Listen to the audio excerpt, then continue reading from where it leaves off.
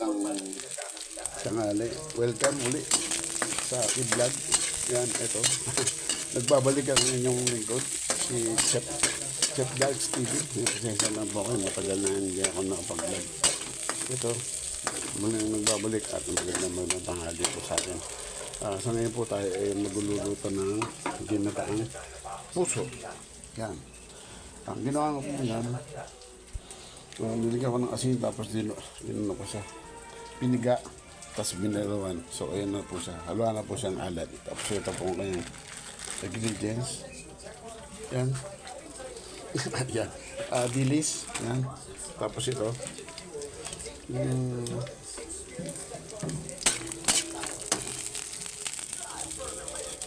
Giniling. Nagigisa na kung tayo.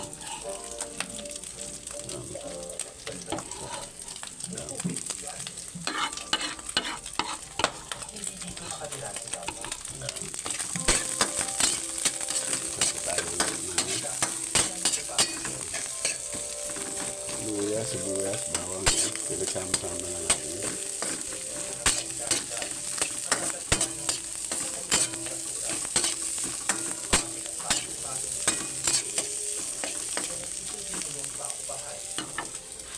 Wait lang. Ilasan natin yung lino.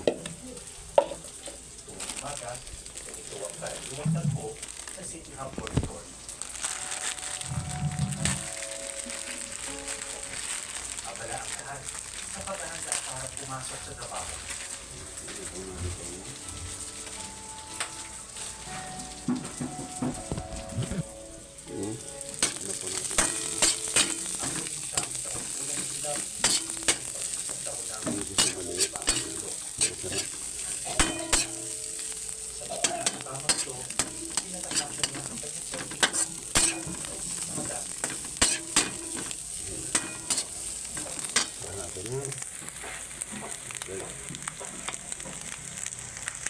Pati-pati.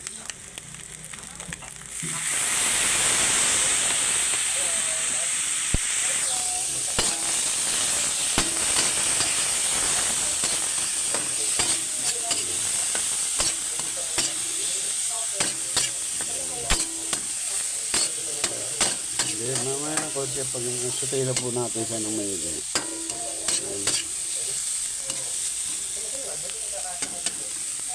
Ito na. Ito.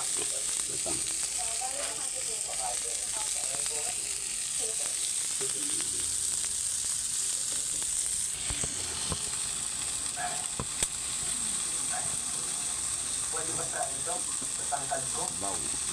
Okay. Sabi naman. Tapos may maliit na bintana dito, no? Yun. Sabaw. So, hintayin na natin kumulo.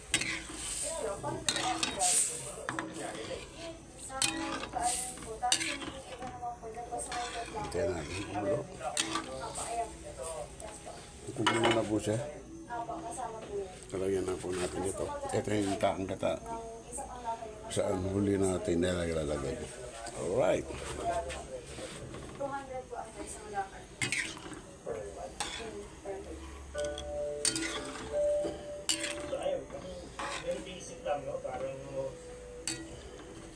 Meron kaigaan, meron kong kasabaya, meron kong tina,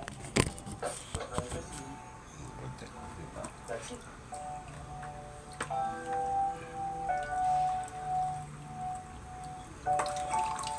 1,995 pesos ang buba rito kada buwan para sa mga fan rooms, gaya ng kailangan. May palaman sa loob yan ah. May 10% discount para sa minimum wage earners. Kung gusto mo ng konting ginhawa, additional 1,000 pesos naman para sa mga air-conditioned room. Ang buba sa fan room, jackpot na raw para kay Lovely na di kalakihan ng sweldo. Okay naman na po siya kasi include naman na po lahat. Kasama kuryente at tubig. Kasama ng kuryente tubig. Ano bang wali mo? Mura na. Ka-share po sa grocery store. Magkano ang kita mo doon?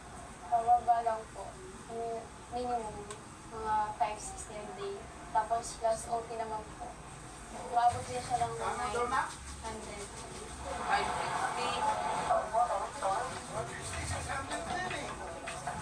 Sa Pilipinas, tinatayang nasa 5 billion ang sumisweldo ng minimum wage. Hindi pa kasama dito yung mga bahagi ng tinatawag na informal sector o yung walang formal na trabaho. Sila ang mga manggagawa at empleyado na nagpapatakbo ng ating ekonomiya.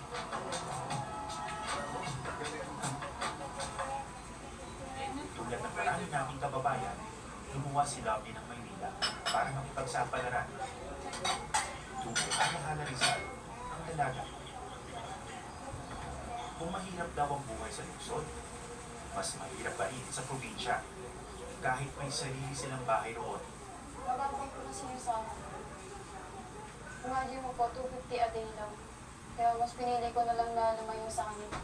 Mas nakaka-stress ba dito? O mas nababalanse rin naman na parang Ano sir? Masaya. Bali, ano po.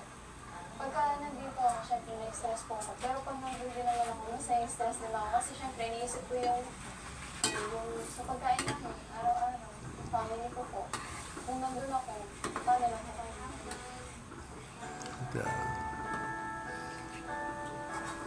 pangalan sa tatlong magkakapatid, si Lovely ang sandalan ng pamilya.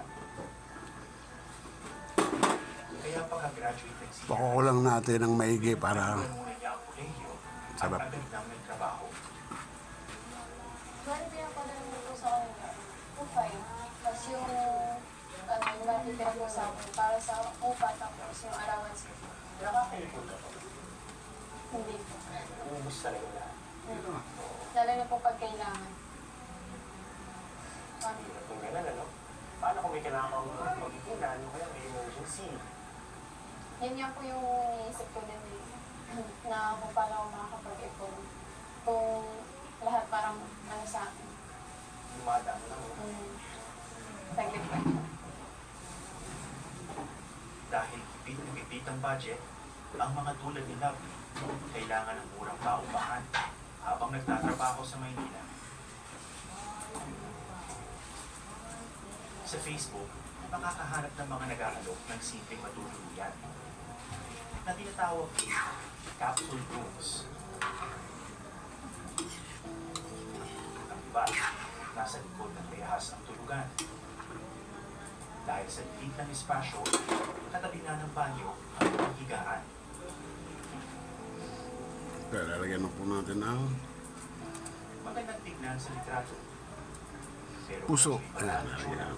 sa totoo, Malinis po yung kamay ko malinis. sinubukan namin kausapin ang mga nagpapatakbo ng mga paupahang ito. Pero walang gusto kumarap sa kanila. Kahit mura ang paupahan, dapat manabili itong Vicente. Yan ang paniniwala ni Panya Bunsilito, ang founder at CEO ng City Hub. Ano yung kaibahan nitong housing facility dito sa iba pang mga paupahan sa Metro Manila?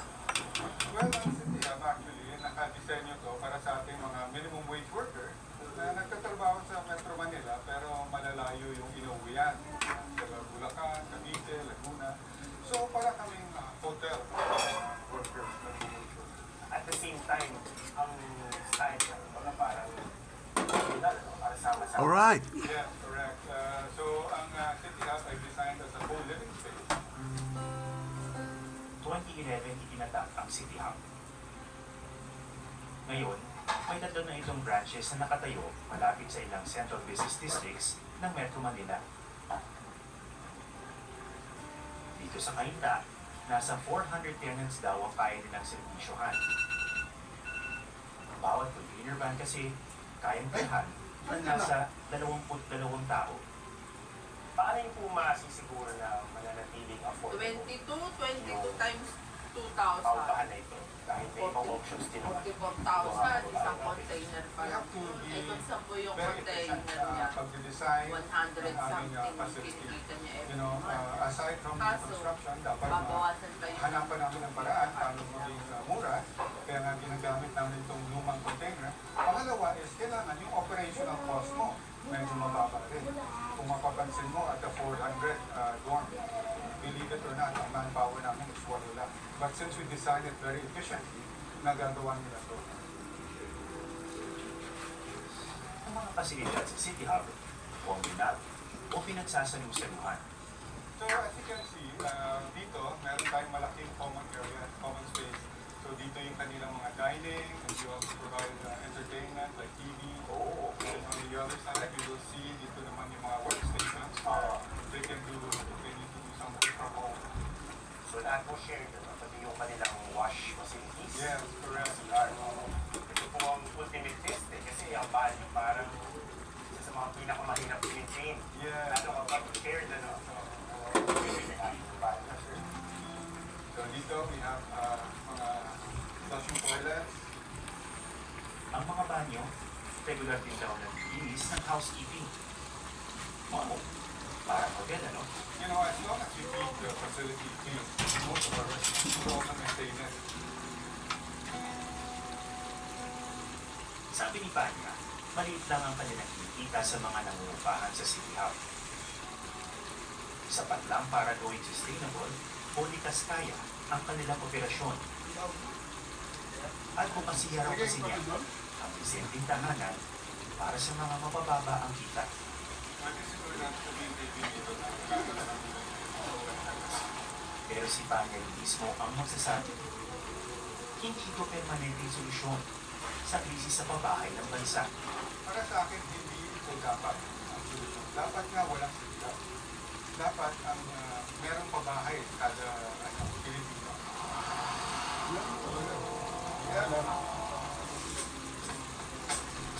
Sa kabilang bahagi ng Metro Manila, ibang-iba naman ang mga housing units na aming nagalman. Hi! Ito po ang isa sa aking mga unit. Ito si Myla, isang dating OFW. Dito po ang aming kitchen.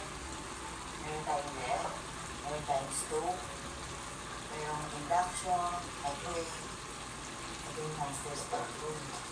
Medyo mas malaki siya pati yung bed. Tapos maganda rin lagi ang beauty ko. Kita-kita mo yung buong dishes. Wow! Sumakses si Myla. Ito yung bahay niya. Hindi ko type yung Actually, KCC Supermarket. Pinakamarato, laro, kanya na yun. Para sinasabot kaya, even in groceries, dressing gulay, hindi pa rin.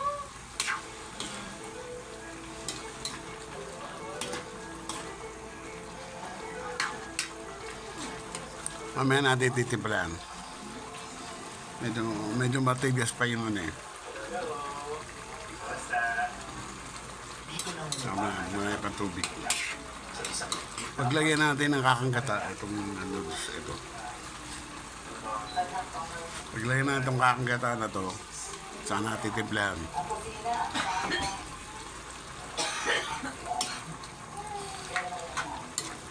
dahil medyo malaki ang kanyang pamilya, kinuha na rin ni Myla ang katabing unit.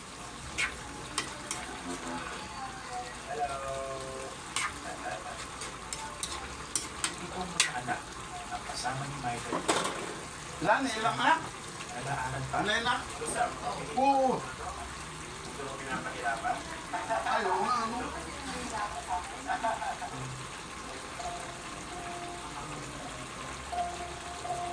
$16,000 kada buwan ang binabayaran ni Myla para sa dalawang unit. Hindi raw ito ang halagang ito para sa isang single mother. Bigat niya. Baka isip Wala nang unang bahay sa ano. para na rin nakakahinga sila, nakakadalaw man niya. Oo. Mahirap pa niya ang desisyon mo na kumuha ng tunang units. Napakahirap, sobrang sasabihin mo yung mga bata na ang kuryente natin kung bukas sa kabila, patayin mo sa kabila, para sa inyo dito. May maipundal naman daw na bahay si Myla noon. Natas ng pagkatrabaho niya sa Japan. Pero napilitan siyang umalis matapos makipaghiwalay sa kanyang asawa. Kinailangan kong kunin yung mga anak ko dito. Nililipad kami, may 3 month old kami na baby. Nagsimula kami sa Nakawala si Josie, no? super kanal. Hinala ko sila,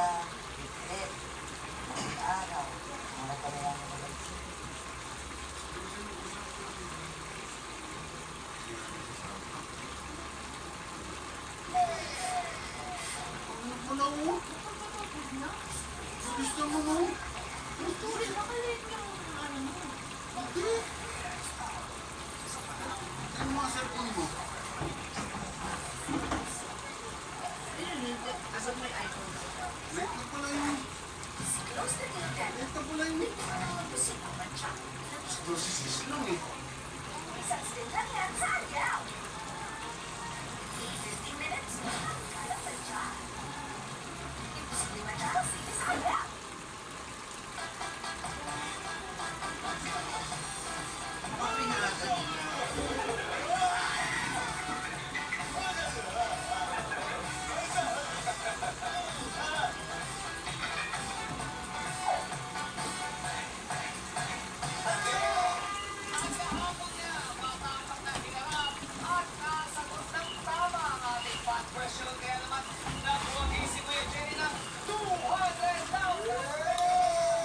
Konti na po, konti na lang. Yes, sa katulong na naman tayo, may nakita na naman tayong kapamilya namin, kapuso natin, kabayan natin na nagwagi. Nakakatuwa, kahit sa TikTok talaga sa Facebook, ang dami na nakakaroon, ang saya-saya nila pag may nananalo. Sa TikTok, 100,000 yun, 200,000 lang yun. Kung pala hindi may bilyon ha. Pero ang saya-saya na natin, di ba? Iniiwag na tayo. Yung pakiramdam nila parang sila rin yung nanalo. Yes! Kaya sila sa nakakuha. Kasi nag-isa at kasabay natin. Correct. I'm sure, maganda yung pagiging look forward niya doon sa pinapanalunan niya. Kaya naman, Okay, konti na lang po. Maluluto na yan, konti na lang.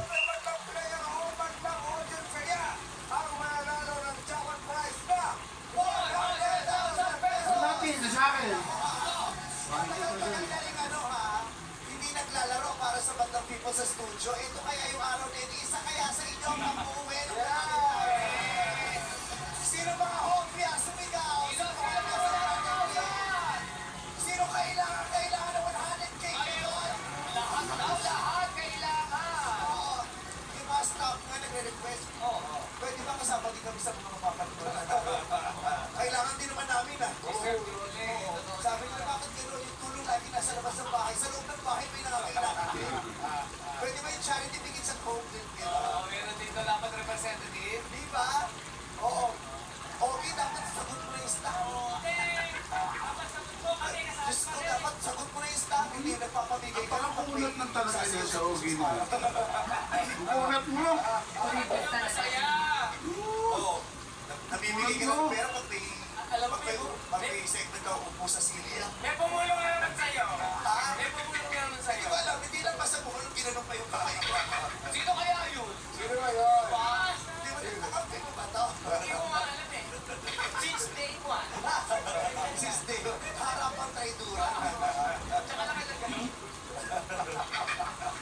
Pero ito na nga, ang mga kasama natin ngayon ay mga magagawang halos kung araw ay nakayuko. Pero sa hapon ng Sa kaulit? hindi. Paano na kayo ko? Hindi nakayuko kasi nga. Paano na kayo ko? Ang araw na kayo ko? Hindi. Kasi may kinakalikot sila eh. Sino mo naman kung araw ka naman nakakawin? Hindi kasi may kinakalikot sila. Dahil sa mga kasama natin yan ay mga madlang Matigurista! Ay, mga magsasaka natin. Oo. Kasi kukuha ng mga nagpupunta ng lupay. Yung mga mga simpleng mayayaman, yung mga lupain ay nasa lupay. Ay, yung ininit mo, kumalo na. Ano Okay. Pinakadulo ng tayo. Pero siyempre, ang mga ay pwede na bang mamunta sa pagkakas. Titimplahan na natin. Siyempre, lagyan natin ng konting paminta. Players, tara na! Pasok na sa game arena. Okay lang. And then,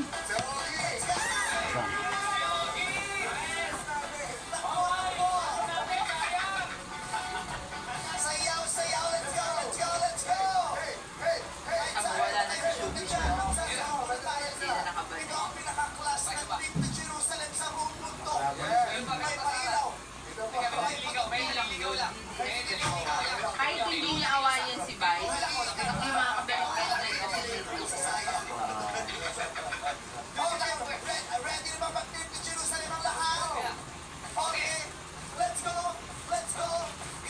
1, 2, 3. Pose! Pose! Hey! Kira, kira! May sikreto.